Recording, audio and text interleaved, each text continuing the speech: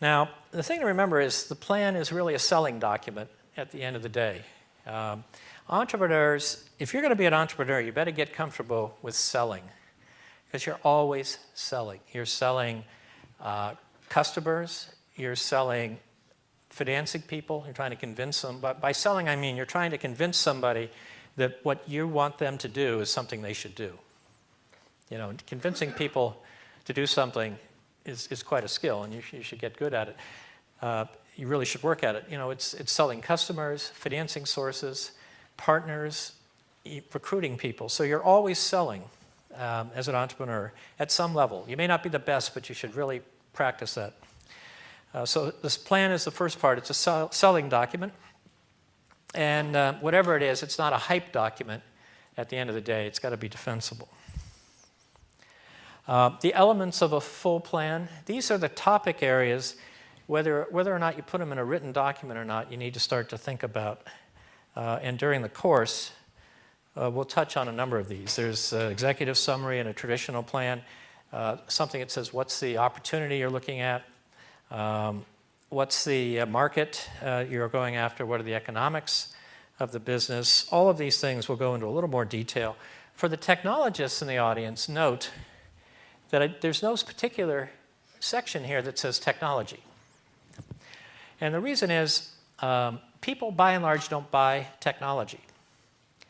You know, technology is something we use to accomplish things. And so the plan really isn't fundamentally about the technology. It's what the technology enables. And when Bob Jones comes in tomorrow, he'll talk a little bit more about that from a what people actually buy viewpoint. Now, a little bit more into the nuts and bolts here. A cover page. You should have one in a plan. It should have some information that you could figure out who this plan is. How to reach people, confidentiality legend, and the securities law legend. We're going to cover that in detail on the night we do the legal stuff. Here is the Virtual Inc. cover page as an example. They got some contact info there. It always frustrated me when I actually got a written plan. If I liked it, often I wouldn't be able to figure out how to contact the people. So put the address on it. And they put a little confidentiality legend on it. It looks something like that initially. And as we'll see on the night when we do the legal stuff, when the lawyers get a hold of this, the legend changes a little bit. So I'm not saying don't get the lawyers early on, but realize that you got to manage them a little bit. But we'll go into that in more detail. Now, if you actually have a written document, it should have a table of contents so people can figure out what's in it. And it should have page numbers and all of that sort of thing. So my question to you is, what do you think people read first in a business plan? What's the first thing you would read if someone gave you a plan? Yeah. Executive summary, because that's, as you'll see here, that's sort of explain what's going on. What's the second thing people look at? Probably most important, beyond when they figure out what the heck this is about. It's the people. You know, who are these people? So if you've got an actual document and they're trying to figure it out, they're going to get a little frustrated if they can't figure out where the information is. So not to overdo it, but have a table of contents. So if the first thing they read is an executive summary, what is it really? Well, it's the first thing investors read, as I said. Think of it as a resume for your full plan, right? So the goal is to get the interview. When you have a resume, it goes out there. You want to get the interview so you can explain yourself and hopefully get the job. In the case of a business plan, the executive summary or the elevator pitch is really to get a chance to explain more fully what it is you're doing. And then when they look at the executive summary, I like to think about what investors are looking for. And they're the 3 W's. The first one is, why this? Why is what these people are proposing to do, why is it something I should be interested in? Why are they interested in it? Is it a big problem? I mean, it could be a big market opportunity or a big problem in the world.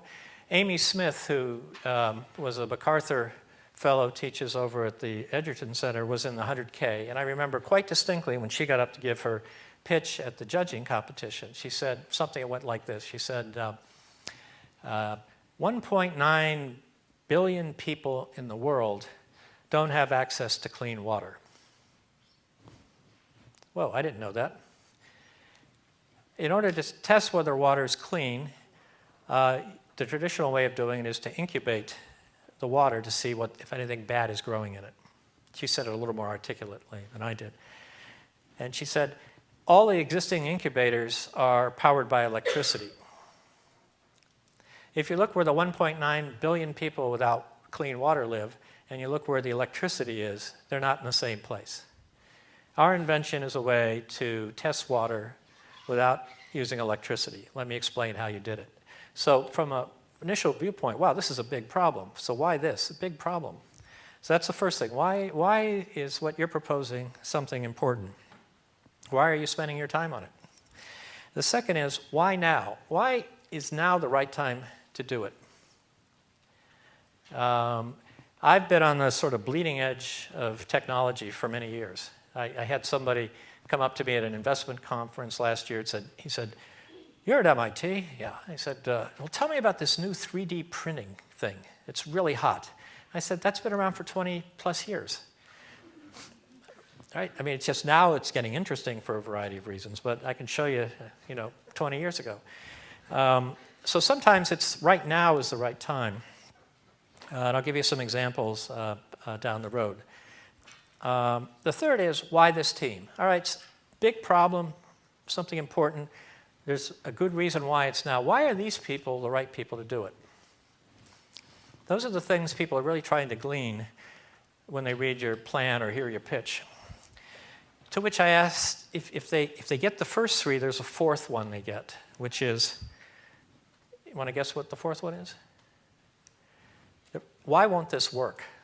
So in a selling process, when the potential customer pushes back and is starting to ask questions about why, well, will it work for this or work for that, you've sort of got them hooked. And Steve will probably talk to you how to set the hook a little bit later tonight. So the three whys: why this, why now, why this team? That's what should come out. And the why won't this work is part of the task is to figure out how to lead people to the right conclusion on that. And I'll talk about it in a little moment on that. So the executive summary, 2 to 5 pages max. It's got to be clear. It's like a resume. And the object is, at the end of the day, someone can really articulate what you're going to do. The elevator speech is to the executive summary. The elevator speech might get you an invite to submit an executive summary, which might give you an invite to do the whole plan or a pitch. It's going to try in a 2 to 5 pages to say who you are, what are you doing, what is the market, how many dollars you need, what resources, what is your sustainable advantage if you do this, why are you going to succeed. You've got to pull all of that together in a very short period of time. It's a difficult document to write. And you may end up writing it over and over again because you've got to distill that whole thing down to it.